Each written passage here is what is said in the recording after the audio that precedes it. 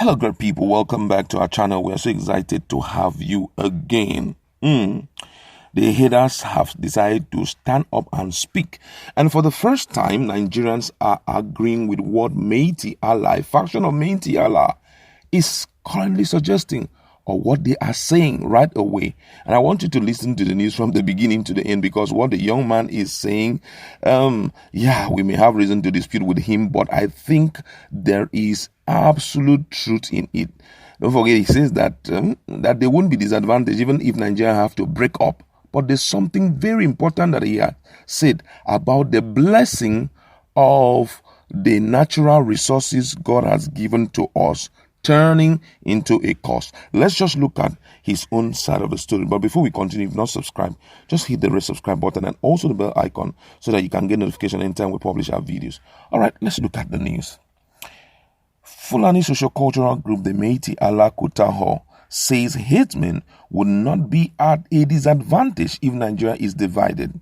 Spokesman for the group, Sali Hassan, who was interviewed today, make that known.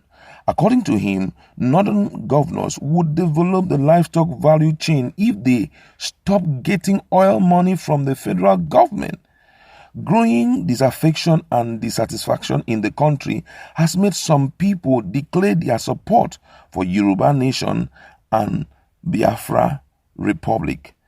Popular youth right activist Sunday Igboho, also known as Sunday Adeyemo, also known as Sunday Igboho, as well as the chairman of geopolitical group, the Nigerian Indigenous Nationalists Alliance for Self-Determination, Professor Banji Akintoye, and other proponents of self-determination had last week declared their allegiance for the Yoruba nation.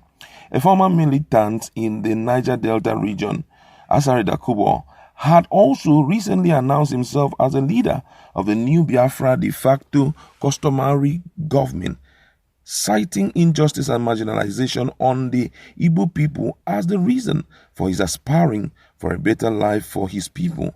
However, the Meiti Allah spokesman said the secession of part of the country would provide opportunity for the North to grow its own resources, adding that Nigeria is suffering from what he calls resource curse.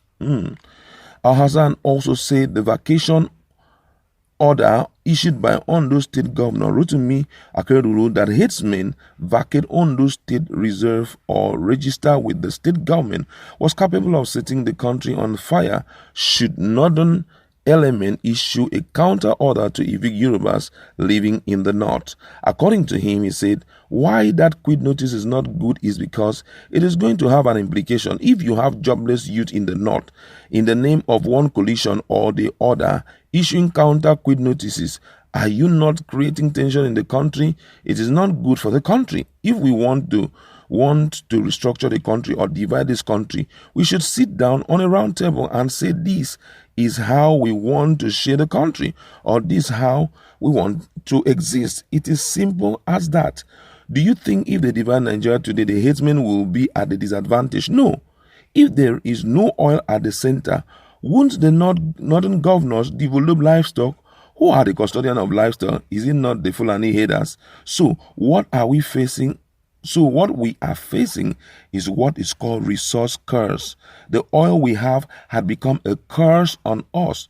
If our governors were not collecting oil money, we would have flourishing ranches, flourishing grazing reserve. A lot of companies will be producing animal feeds, and all the value chain would have been harnessed. But when governors wake up every morning to collect oil money at the center and then they begin to negotiate for power sharing here and there, this is what we have.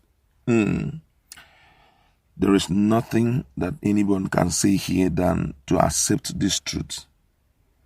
Truly, oil has turned out to be a curse on Nigeria.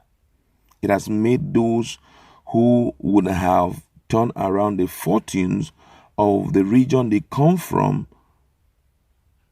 to stay quiet and just watch everything eroding day after day. I think that's why we are calling for restructuring, where everybody will have to make money out of the resources with which God has blessed them with.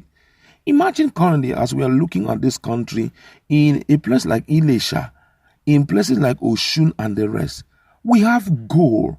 Nobody is looking at it. Everybody is looking at the oil. Also, in the northern part of Nigeria, they have one of the best soils for all manner of fruits, all manner of, cash crop, all manner of cover crops and all of that. But nobody tends to give more interest into it, even livestock. As much as Nigeria have livestock, but then we are not harnessing it as it ought to be. It's not generating enough revenue for Nigerians. And I think that's where we have really messed up.